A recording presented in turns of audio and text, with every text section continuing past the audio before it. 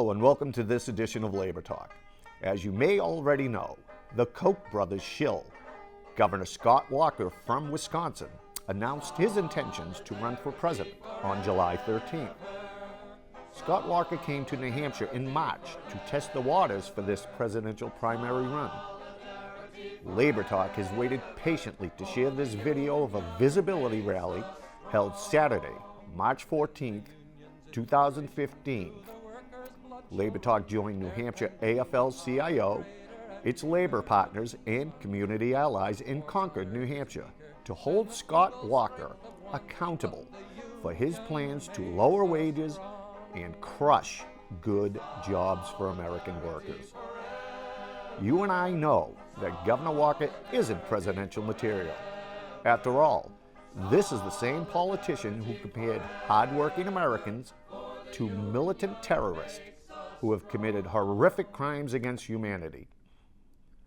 Labor Talk and working Americans have a crystal clear message for Mr. Walker. Attacking the middle class is downright un-American. Let's take a look.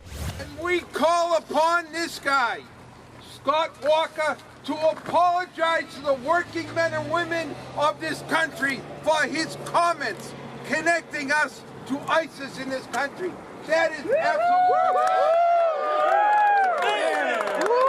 For the firefighters and the police, for the teachers and the state employees, for those people who plow the roads and those people who take care of the sick and the injured in the hospitals of this state and around this country, that is an enormous insult. And we will never let him forget that, and we will not rest until he bellies up and says, I made a mistake and I apologize to the working men and women of this country. Where's the integrity? This man wants to be the President of the United States. The President of the United States, and let's make it perfectly clear that you don't make that kind of mistake unless you feel that in the soul. We are the heart of America. Yeah! Yes, we are! Here! Today, Governor Walker has come here all the way from Wisconsin to talk about something I wouldn't teach in the classroom. He's here to spread his anti-worker agenda and to uplift his extreme corporate-funded political values and ambitions. He's the embodiment of democracy incorporated. We've seen what Governor Walker's priorities are, and he's made them clear. Taking away the voice of workers, degrading workers by comparing us to terrorists, saying whatever he feels is necessary to become president. He lacks the empathy and experience to be an effective leader and to represent working class Americans. Jeremy is a public employee for New Hampshire, not a terrorist. Woo! Yeah! Thank you all for being here today, and thank you, Mark. I know today's a cold and gloomy day. It's not gloomy just because Walker's next door. My name is Jeremy Dupree, and I'm a state worker. I'm proud of the work I do, and I'm proud to be a union member, SEIU. Woo! Do we have one or two other union members here? Oh, yeah! Every day I go to work and I see the dedication of my coworkers. I see the work we do to help uplift humanity from poverty. This is good work, stuff that Walker's against. We, together, collectively, make this state prosper. We lay the groundwork for success for everybody. People that work for the state and work for the government are brothers, sisters, friends, and parents. And now he's here today to run for president. Go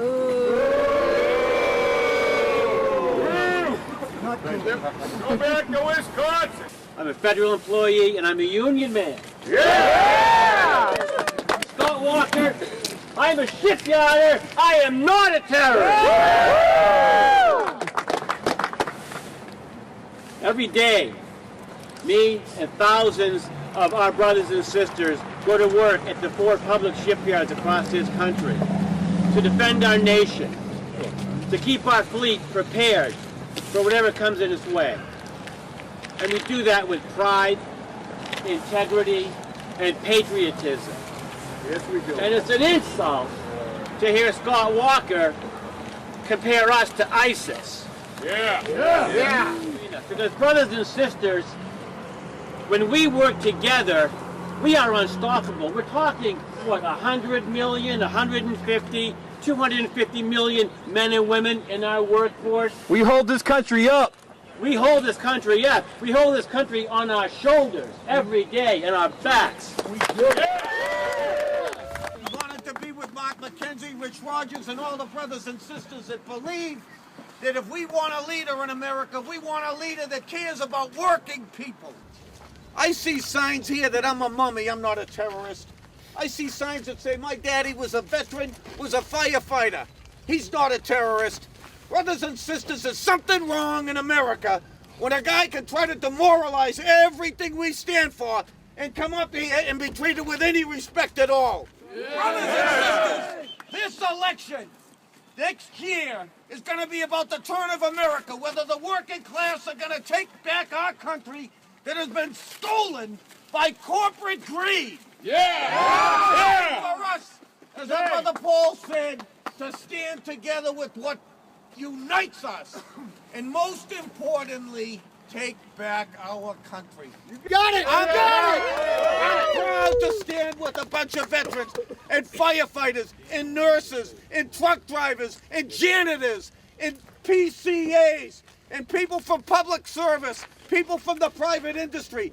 We are one. We are going to stand together, and we want an apology from Scott Walker coming to New Hampshire and disrespecting working people. Yeah. What do we want? Apology! What do we want? Apology! What do we want? Apology! Thank you. On Tuesday, July 21st, the Equal Pay Coalition hosted a press conference and rally in support of the Equal Pay Bill at the Massachusetts State House. The coalition was joined by legislators, the Massachusetts Caucus of Women Legislators, and officials in highlighting the importance of passing the Equal Pay Bill. They stood in solidarity with members of the public and rallied the crowd to voice their support and join them in the Gardner Auditorium for the hearing of the bill before the Joint Committee on Labor and Workforce Development. Let's take a look.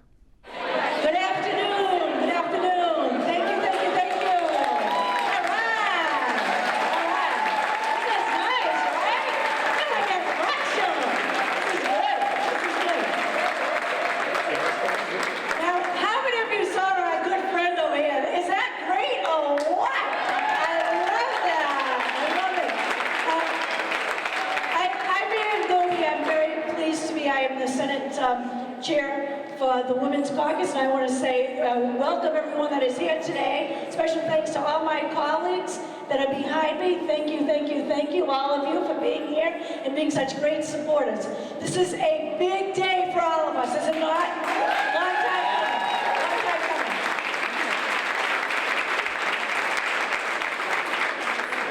And I think what's so important when you look out and everyone that is here today, because with equal pay, this is not a women's issue. This is a family issue. This is a family issue.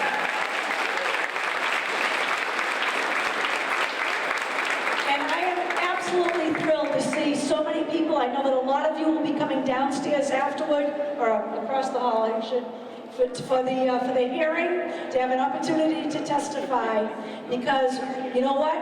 We are worth it. We are worth it. We are worth it.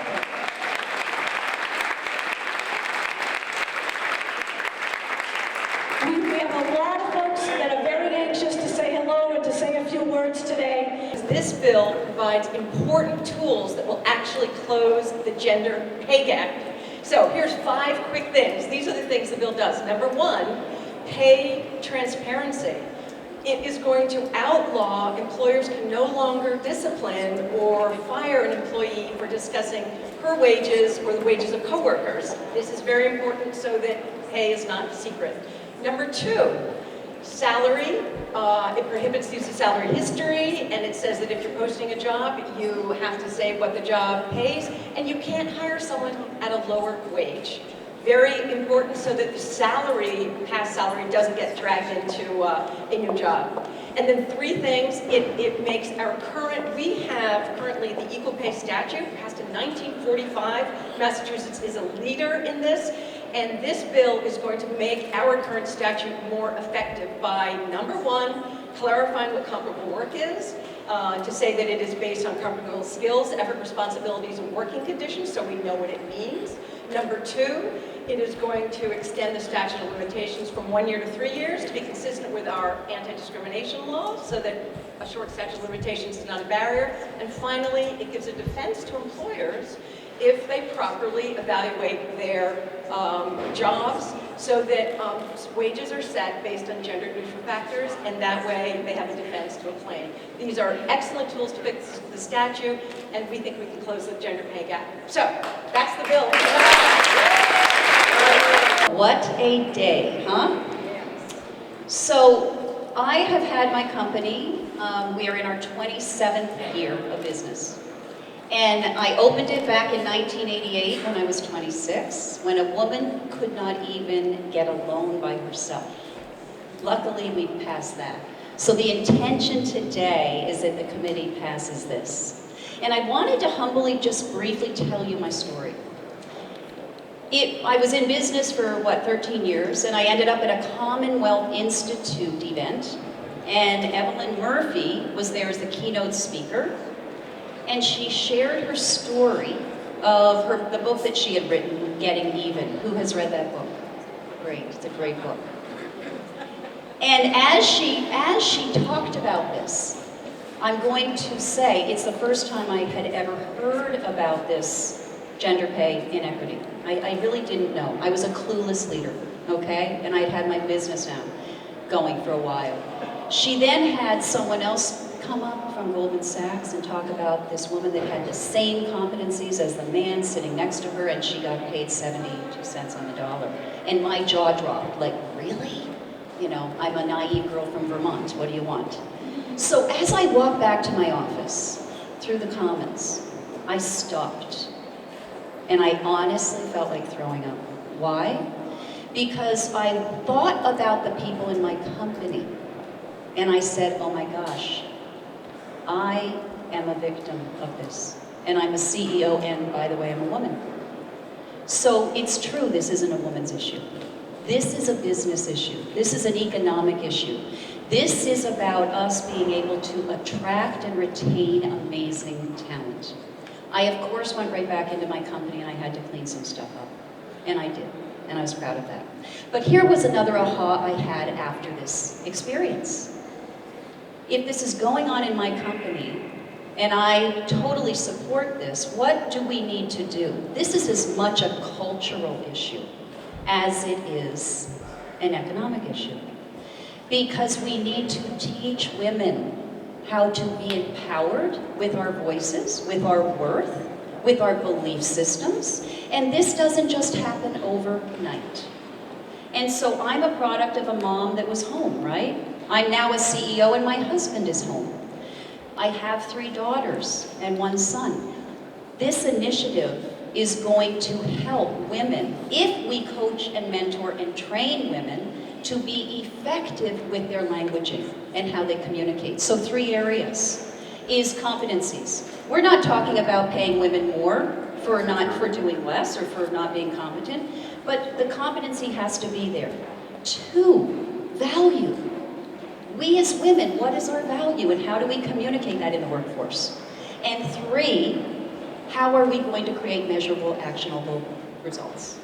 And so with that, this bill, this can get passed and we can coach and mentor and train and make a huge difference for the girls, the women, the leaders of our future, and for great economic outcomes. Thanks. So, we're here.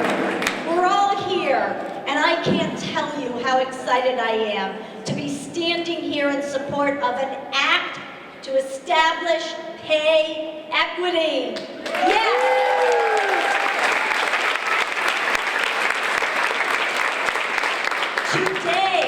Today, in this year, in the 21st century, women earn 82.5% on the dollar, and people like me bring that up. Women of color, African American women, 61, Latino women, 50 cents, and these numbers have really damaging consequences. That is why I ran on this issue. You heard the mention of Evelyn Murphy, my mentor. There was no way I was running for statewide office without wage equality being my #1 issue. I said I would lead on it from day one, and we have, with the establishment of the Office of Economic Empowerment, with our Wage Equality Task Force, but most important, internally, in every hiring decision, in the evaluation of job descriptions, in looking at where are women in our organization, where are men, and working on the public-private partnerships that will make a difference. I came from last Friday, an exciting roundtable in Springfield. Participants from the nonprofit world, the business world, and as a former businesswoman, I was involved in all of these conversations. People understand that wage equity is real and that it is harmful. It is not, as we've heard, a woman's issue. And it is not even just a family issue. It is an economic issue for Massachusetts and this country. It increases income inequality, which will destroy our country. When Janet Yellen from the Federal Reserve says income inequality is the issue of our time, that's the Federal Reserve. Then we know it is real. And so to be here today with all of you, to know that we are going to make change. We are on the precipice. Business understands this is a good business decision. As treasurer, I believe in economic stability for everyone. This is a good business decision. And at PRIM, we are pushing and forcing companies that we invest in to acknowledge wage inequality, and we will not vote for any one of the 9,000 companies we invest in that does not have 25% women and people of color on their boards. We are making a difference. Change is here, and all of you are helping to lead the way. Thank you. Thank you so much, Treasurer. Thank you so much to members of the Equal Pay Coalition for all of your tremendous effort over so many months. Today is the day, so kudos to all of you. I want to thank, in particular, Senator Spilka and Jalen, and also Representative Story and Livingston, joined by so many of their colleagues here today. It is so impressive to see this showing, isn't it?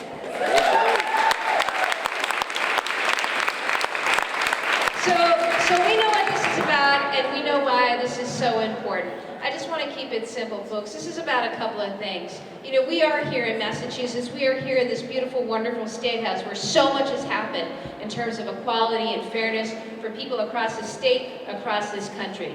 But there is this area where we're behind. We're behind other states. We're behind our own values and behind where we can and should be as a state. 70 years ago, when they worked to pass the Equal Pay Act, good thing. But the problem is, the promise of that act never really was fulfilled, right? It never really was fulfilled, and this is about making that right. And we can make it right, thanks to the good work of all who are here, joined by the auditor I see, all of you out there ready to get to work, to talk to your legislators. We can get this done, and we can make this right. I am fortunate, you know, I grew up with a first-hand understanding of how important this is. My mother, a school nurse, was the primary breadwinner for me and my 4 younger brothers and sisters for many, many years. My grandmother was the primary breadwinner in her family.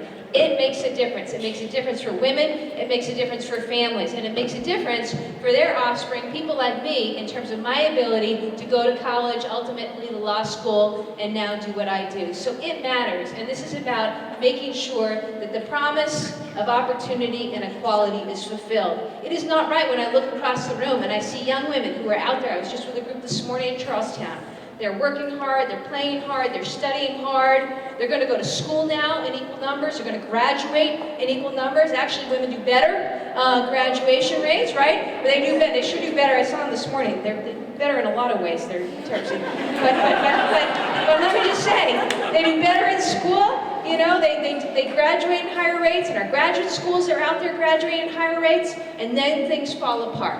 That's what we need to make right. That's what today is all about. And again, I want to thank the tremendous leaders in the legislature who brought this forward. And to all of you, get out there, get after it today, and let's get it done. I look out here and I see an incredible, terrific group of women that are here. Give yourselves a round of applause for just being here. And I have to also acknowledge the wonderful men that are here as well.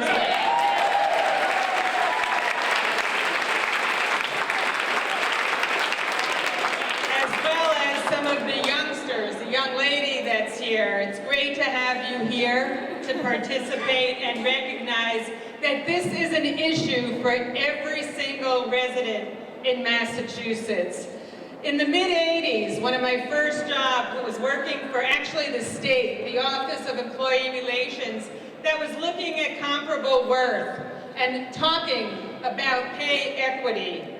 It is actually very disappointing to me that almost 30 years later, we are still talking about pay equity and true comparable worth.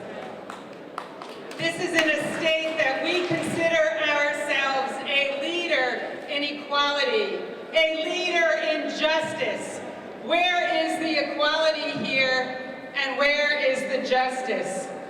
A report by the Institute for Women's Policy Research projects that the gender wage gap in Massachusetts will not close, not in 2025, not in 2030, not even in 2040 or 45, but believe it or not, at the rate that things are going, until 2058. Wow. Yes. That is very sobering. So for a girl born today, she would be 43 years old in order to have pay equity. Now that is just not acceptable.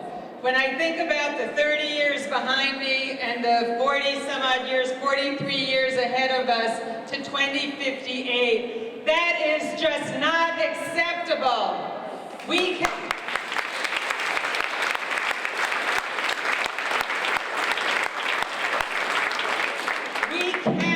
make a change now. We can do it now. We can go on record. No more delays. Let the Commonwealth continue to be a beacon for equality and justice. Women make up almost half the workforce in Massachusetts, but as you heard, they earn around, now it's up to, big deal, 81 or 82 cents on the dollar. This is over a lifetime of earnings. It makes a big difference in what they can do in economic inequality. Again, we have the chance to make this so that families, women and families, can have economic security. Equal pay for equal work should be what my kids, when they were younger, called a no-brainer. Our bill would help bridge the gender wage gap, increase pay transparency, and ensure equal pay. This is a critical issue for women, for working families, and I would even suggest for businesses. It would be equalized, they would know where they stand, there would be a fairness and an equity even for businesses.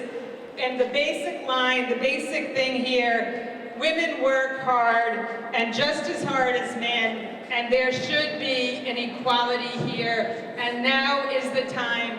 We can make the change if we rally, if we work hard enough. This legislative session, I really believe we can get this done.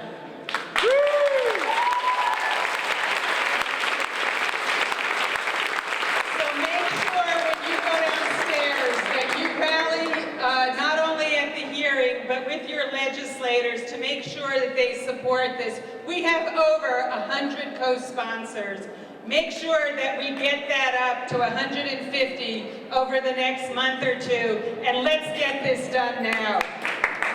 Well, Massachusetts did take the lead in the 1940s, that's a while ago, in passing the Equal Pay Act. But then, in the 1990s, people like Jackie from the Women's Bureau of Labor Department pointed out that a Supreme Judicial Court decision had narrowed the focus, had narrowed the ability of people to use the Equal Pay Act to get equal pay for equal work. And so at that point, we introduced a bill, several of us introduced a bill about comparable work. Now, in the last 15 years, we've learned a lot and we've grown a lot. And we've learned some of the other tools we need to make it possible for women to get equal pay for equal work. And those tools are in this bill. But we've also built a coalition. You're all here today.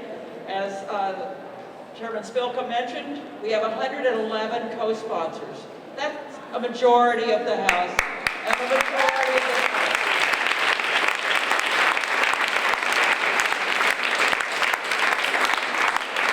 So that is a really positive sign, since we do believe that democracy is alive and well in the Commonwealth. And so we are very, very hopeful that with your help and the help of my colleagues back there and all the ones that are not here, that we are going to do this year. Thank you.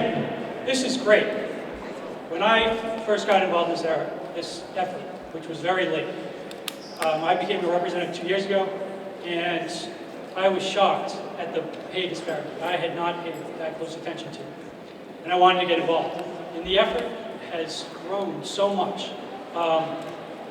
Pat Jalen and Ellen Story have worked on this for years, building a coalition, and because of the groundwork they laid, this has just exploded this year.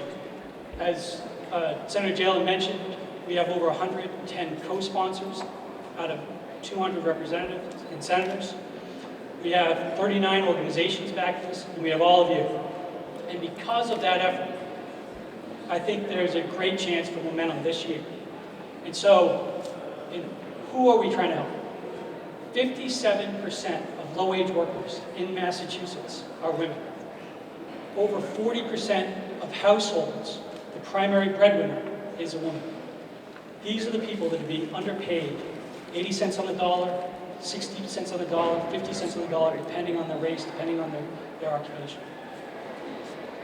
It's been illegal in Massachusetts for 70 years to pay people differently based on gender, and it's time we make that change. These gaps are ridiculous, and they need to end. And so what are we trying to do? Let people talk about how much they are. That's it. Let people know when they're applying for a job how much it's going to pay. And we ask companies, to undertake a review of what they do. And if they document it and they fix any problems, there's a presumption they're complying with the law. Those are the things that will help employees work better, earn what they understand, what they deserve and demand it. Companies fix any problems that exist in their organizations, whether intentional or not. You heard from Kip. Sometimes this isn't intentional, but it still happens. And we'll get to a situation where we're the first state in the union to eliminate this gap. It's been way too long. It's been 70 years. This is an exciting day, a day that I hope is going to be a significant milestone in the passage of this legislation. As I was driving to work this morning, I was thinking about this hearing and about this press conference, and intruding in my thoughts was a headline from the radio news. I believe it was the Annie E. Casey Foundation just released a report that indicated that 30% of the children in Massachusetts are living below poverty. 30% of the kids in this state. That underscores the fact that this is not just a matter of dignity. This is not just a matter of fairness. This is indeed about a matter of family security and children not living in poverty, children in single-parent households or where the woman is the chief breadwinner, being able to rise up out of poverty and achieve all that they can